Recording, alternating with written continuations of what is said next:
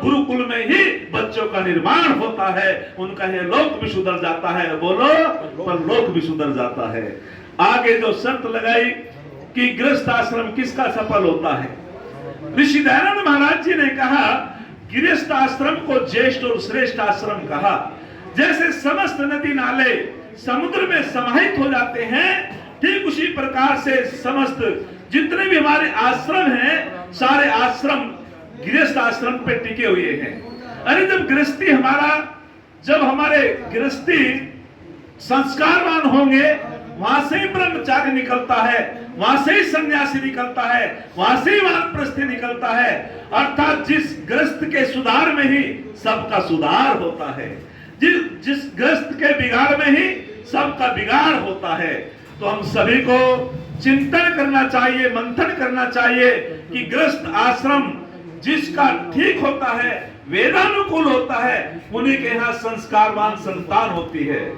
अरे कहते हैं भगवान कृष्ण पर दोष लगाते हैं लोग। भगवान कृष्ण रुक्मिणी से कहते हैं, हे देवी आपका रिश्ता तय तो शिशुपाल से हो गया था। जरा ध्यान देंगे माता बहनों, आपके लिए बहुत सुंदर उदाहरण है। आपका रिश्ता तो शिशुपाल से तय हो गया था।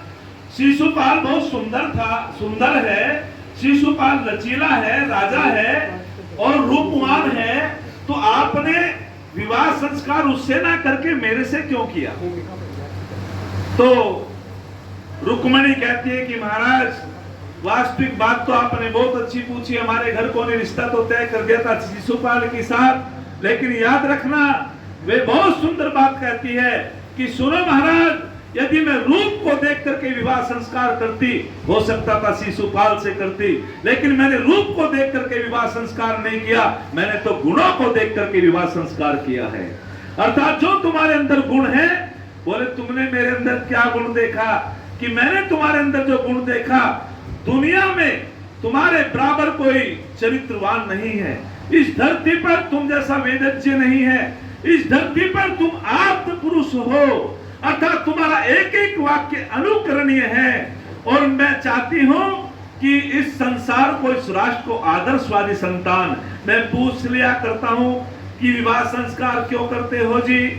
एक संस्कार मैं करा रहा, मैंने कि बताओ भाई आप विवाह संस्कार क्यों करा रहे हैं? तो बेटी ने कहा हमें तो नहीं पता, हमारे तो घर के कर रहे हैं। मैंने फिर बेटे से पूछा भैया विवाह संस्कार क्यों कर रहे हैं? बोले जी हमें भी नहीं पता, हमारे तो पिताजी कर रहे हैं। जिन बच्चों को यही पता नहीं कि विवाह संस्कार हम क्यों कर रहे हैं, क्या वे आदर्शवादी संतान दे सकते हैं राष्ट्र को? बोलो जी। जब उन्हें उद्देश्य का ही पता नहीं, तो याद रखना मैंने उनको समझाया कि विवाह संस्कार इसलिए किया जाता है, तो सृष्टि की वृद्धि होती है, और विवाह संस्कार इसलिए किया जाता है आदर्शवादी संतान राष्ट्र को देने के लिए। आदर्शवादी संतान, जब आदर्शवादी संतान हम राष्ट्र को देते हैं, तो नारी भी प्रार्थना करती है वेदों में, मम पुत्रो शत्रुघ्नो गृहीता विराटे, हे परमपिता परमात्मा यदि मेरे पुत्र उत्पन्न हो तो वो कैसा पुत्र हो? वो शत्रु का हनन करने वाला हो, राष्ट्रभक्त हो, चरित्रवान हो, धर्माचारी हो, ईश्वर भक्त हो, और यदि पुत्री उत्पन्न हो तो विराट स्वरूपा हो। ये प्रार्थना नारी करती है।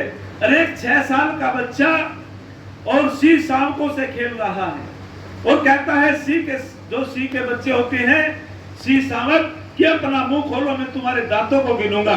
एक महात्मा जी ने उस दृश्य को देखा और देख करके कहने लगा तो बड़ा विलक्षण बच्चा है, आगे चल करके बड़ा बहादुर बनेगा, बड़ा वीर बनेगा।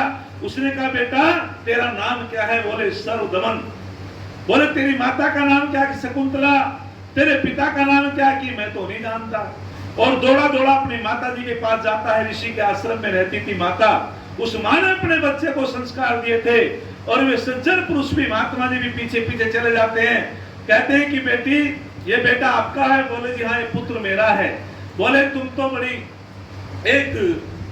आपका तो बड़ा सौभाग्य है, निश्चित रूप में ये बालक आगे बढ़कर के चक्रवर्ती राजा बनेगा, तो विलक्षण बच्चा है, ये तो बहुत ही होनहार बालक है। बोले स्वामी जी आप चक्रवर्ती का आशीर्वाद देते हो, मैं तो नहीं जाने इस बच्चे का कैसे कैसे पालन पोषण कर रही हूँ। आगे चल करके वही सर्वदमन भरत बना और कहते हैं कि भरत के नाम से भी इस देश को क्या बोलते हैं? भारतवर्ष। ये होते हैं माँ के संस्कार।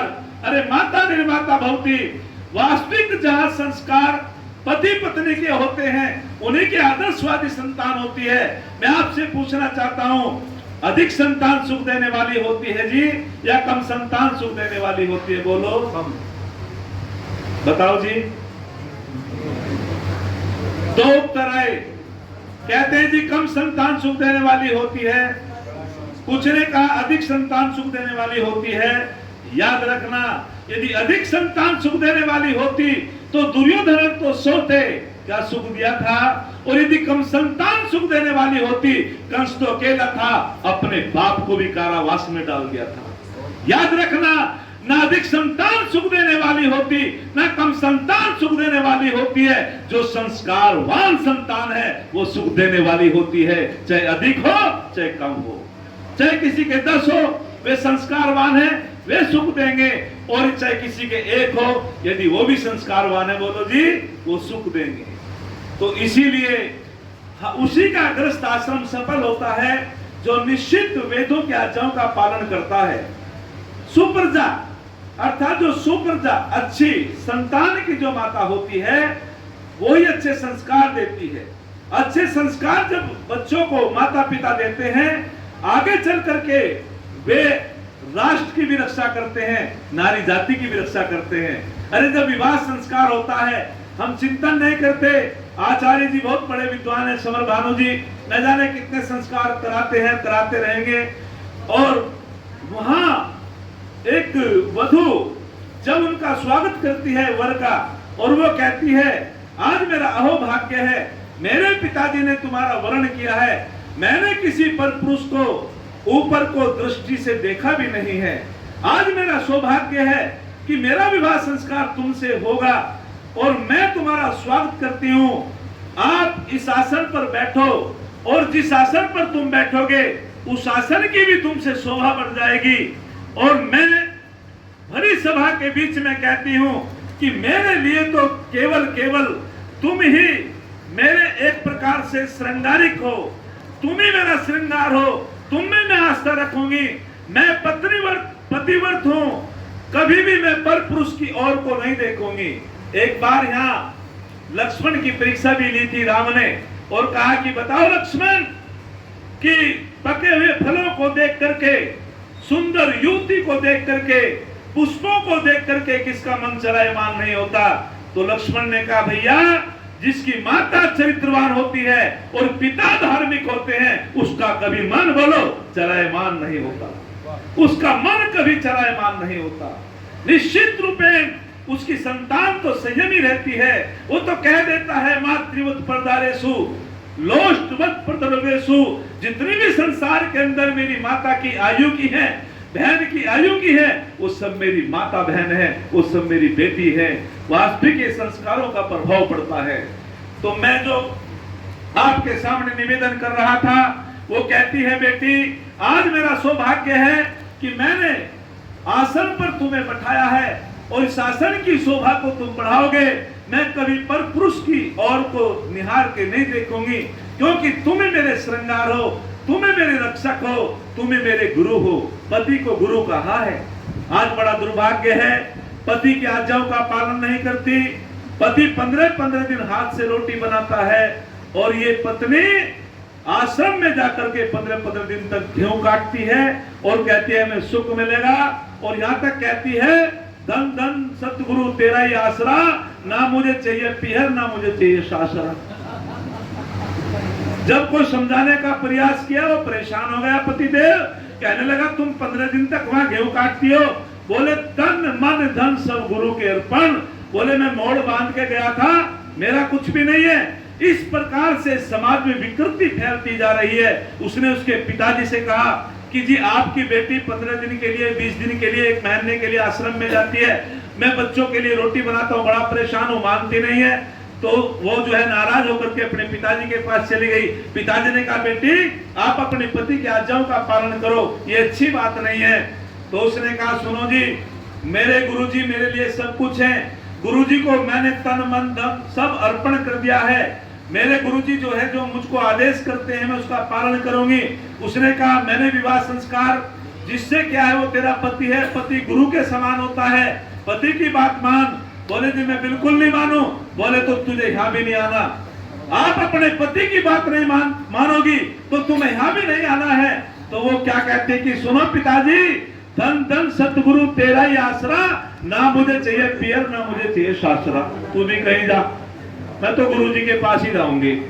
क्या समाज बचेगा? बोलो, क्या मर्यादा है हमारे परिवारों की? क्या आदर्शवादी संतान होगी? अरे इस पत्नी, जो पत्नी कहती है कि मैं केवल केवल तुम्हें ही देखूंगी, हमारी वैदिक संस्कृति में तो पर पुरुष से चरण स्पर्श करने का भी विधान नहीं है।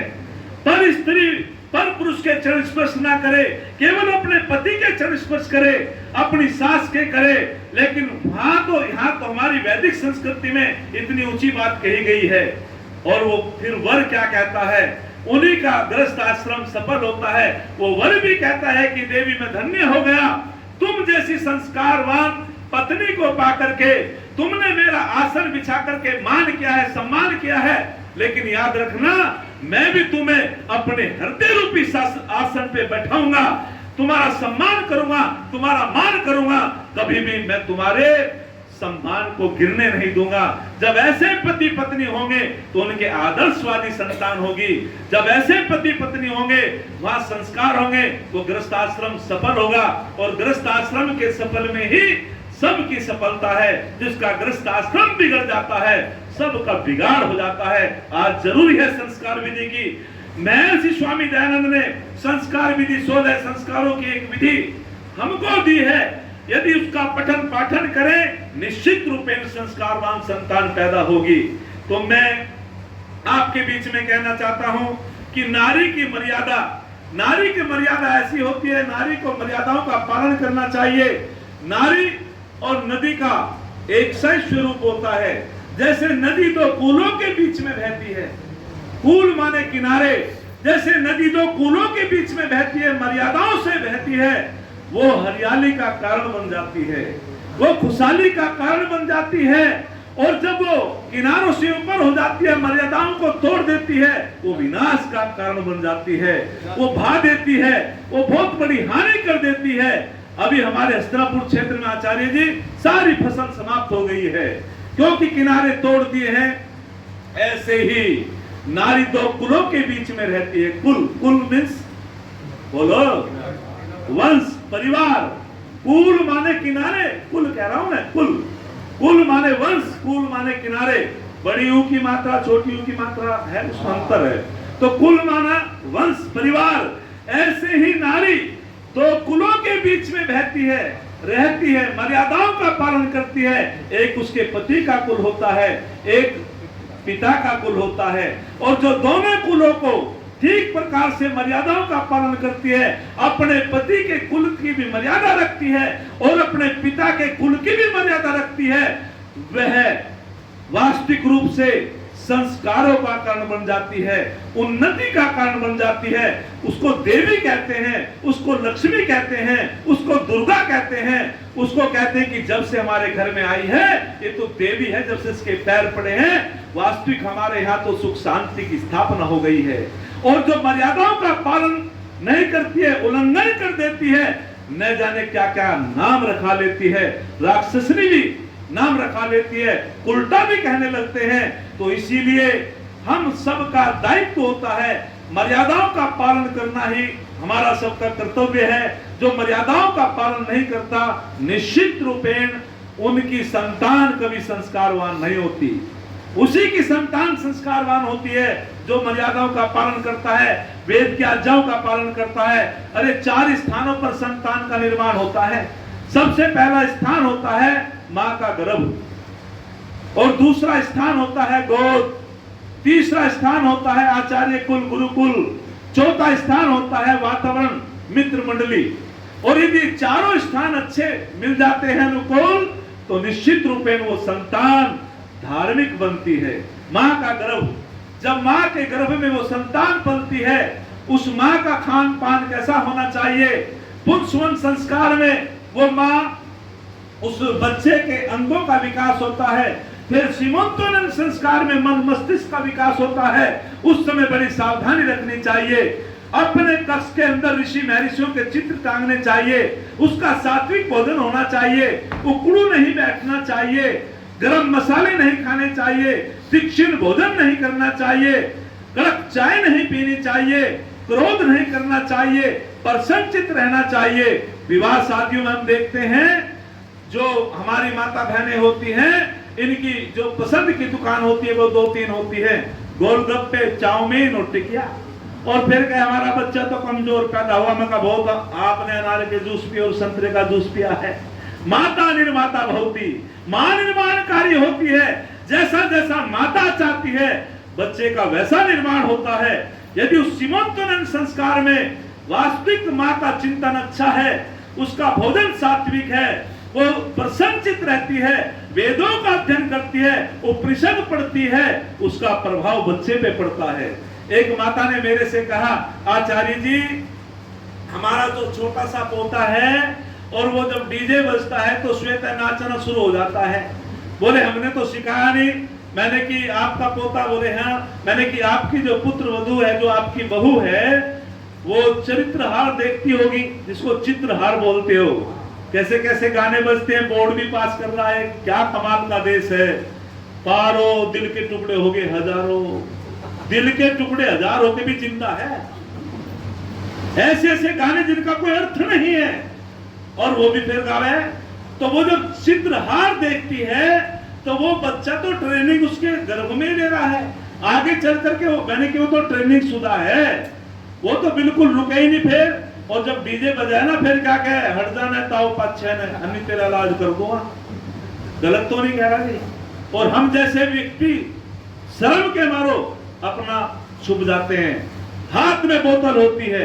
ये संस्कार तो गर्भ से ही बनते हैं। तो सीमंतोलन संस्कार में हमें बड़ा सावधानी से रहना पड़ता है।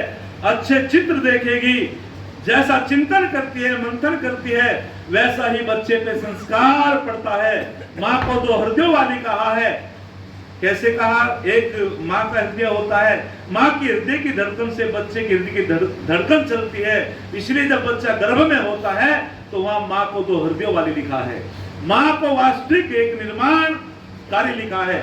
तो माँ को बहुत ध्यान देना चाहिए। संस्कार विधि घरों में होनी चाहिए। जब तक संस्कार विधि घरों में नहीं होगी, हम आदर्शवादी संतान इस राष्ट्र को नहीं दे सकते। आदर्शवादी संतान संकल्प से दी जाती है, व्रत धारण करके दी जाती है। जो व्रत धारण करती है तभी जाकर के हम राष्ट्र को अच्छी संतान देते हैं। यही हमारा एक आंदोलन है आर्य समाज का। हम चाहते हैं घर घरों में संस्कार हो। और दूसरा स्थान बताया माँ की गोद या दादा की गोद। गोद में भी बच्चे का निर्माण होता है। अरे बाल शास्त्री से पूछा गया, आप व्याकरण के बड़े उद्भट विद्वान हो, आपको कहां से शिक्षा मिली? तो बाल शास्त्री ने कहा था कि मेरे पिताजी गोद में बैठा करके मुझे व्याकरण की शिक्षा दिया करते थे। और आज गांव में दादा हैं, वे गोद में बैठा करके क्या ऐसे गाली दे दे, ले भूख के में दम मार ले, यानी कि वे ऐसी शिक्षा देते हैं। तो गोद में भी बच्चे का निर्माण होता है। एक बुद्धदेव अलंकार जिन्होंने गुरुकुल प्रभात आश्रम की स्थापना की थी, वे भी अपनी जीवनी में लिखते हैं कि मैं ऋषि दयानंद का एक भक्त हो गया था, क्योंकि मेरे पिताजी मुझे गोद में बैठा करके स्वामी दयानंद का जीवन प्रीत सुनाया करते थे। अरे हमारी जो माता बहनें हैं, जो हमारी सरदार माता है, वे गोद में बच्चे को वाहेगुरु एक ओंकार सतनाम ये कान में पढ़ाती है। हमारी जो इस्लाम माताएं हैं वे कलमा पढ़ा देती है। और हमारे वाले जो है, ये जब बच्चा चुप नहीं होता कि लाला रोवे मत ना, कोको ले जावेगी, हव्वा ले जाएगा। बताओ ये कोको हव्वा आपने भी सुना कहीं? और वो फिर डरता है, गायत्री मंत्र उसके कान में नहीं बोलती। तो इसीलिए बच्चे का जो निर्माण होता है वो वास्तविक रूप से घर से ही होता है। और तीसरा जो निर्माण बताया वो बताया आचार्य कुल। अरे जब बच्चे को उपनयन संस्कार होता है और उस उप माने नजदीक नयन माने ले जाने वाले वे माता पिता अपनी संतान को गुरुकुल में ले जाते हैं। और गुरुकुल में ले जाकर के कहते हैं कि आज हमारे बच्चे का उपनयन संस्कार, क्योंकि वेदारंभ संस्कार, बिना संस्कारों के वेद पढ़ने का कोई अधिकार नहीं है। और वो कहते हैं, बहुत सुंदर बात कहते हैं कि सुनो भैया, पहला जन्म तो तेरा मां की गर्भ से हुआ था, आज तू द्विज बनेगा, और द्विज उसे कहते हैं जिसका दूसरा जन्म होता हो। अरे पहला जन्म तो मां की कोख से हुआ है, और जब तक उसका यज्ञोपवीत संस्कार नहीं होता है वो शुद्ध कोटि में माना जाता है। उसे न यज्ञ करने का अधिकार होता है, न संध्या करने का अधिकार होता है। वो चाहे कितना पढ़ा लिखा क्यों ना हो, जिसके गले में यज्ञोपवीत नहीं है वो शुद्र कोटि में माना जाता है। हमारे गले में यज्ञोपवीत होना चाहिए। तो वो कहता है आचार्य कि आओ बेटा, मैं तुम्हें आज द्विज बनाऊंगा।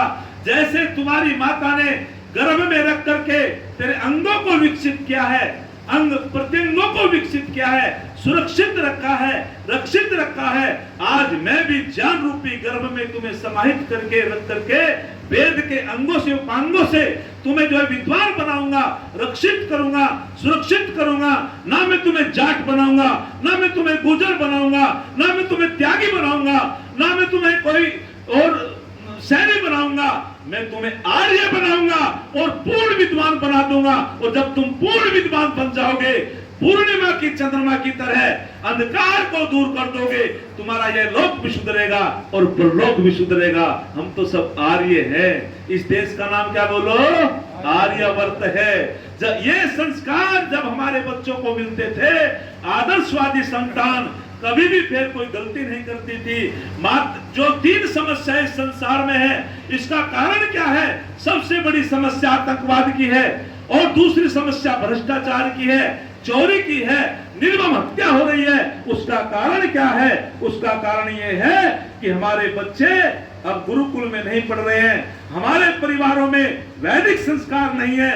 इसका समाधान हो सकता है, ना सरकार कर सकती इसका समाधान, ना प्रशासन कर सकता इसका समाधान। इसका समाधान कर सकता है या तो गुरुकुल कर सकते हैं, या संस्कारवान माता पिता परिवार कर सकते हैं।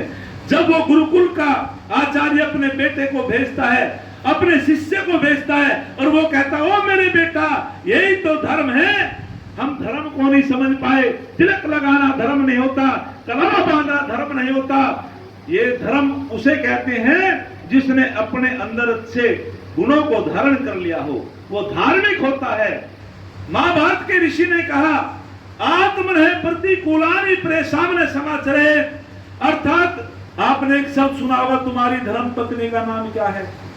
धर्म पहले लगा ना लगा, क्योंकि हमारे भारत की नारियों में धर्म की स्थापना अधिक होती है।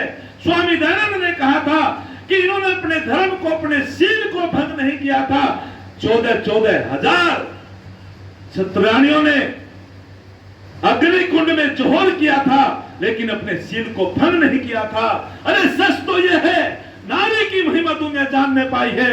ये मंदिर में मीरा है, रण क्षेत्र में दुर्गाबाई है, विद्या के क्षेत्र में गार्गी देवी है, जिसकी कथा निराली है। इस नारी के कारण ही तो ये धरती गौरवशाली है। इस नारी के कारण ही तो ये धरती गौरवशाली है। अपने नाम पे ताली बजा दो।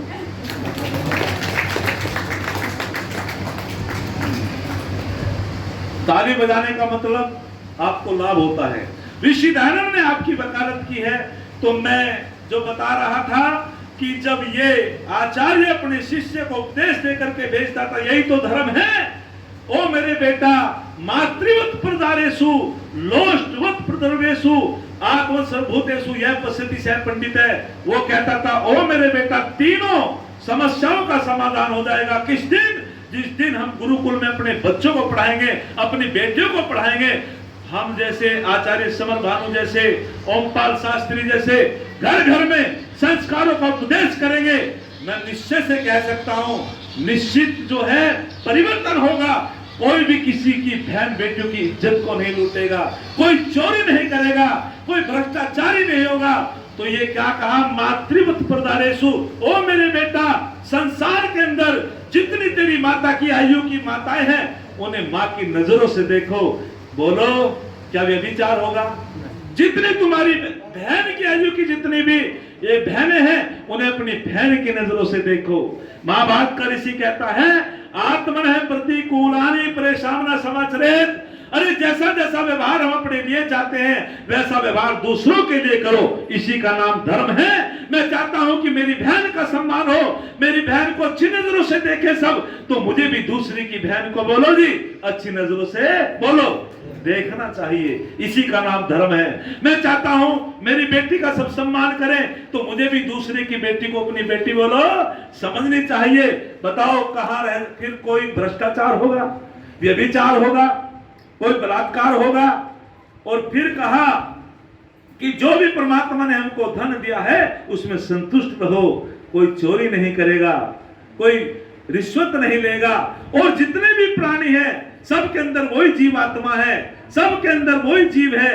अरे जब हमारे कांटा लगता है तो हमें दुख होता है, और जब हम किसी को छुरा मारते हैं अन्य प्राणियों को, क्या उनको दुख नहीं होता होगा? बोलो।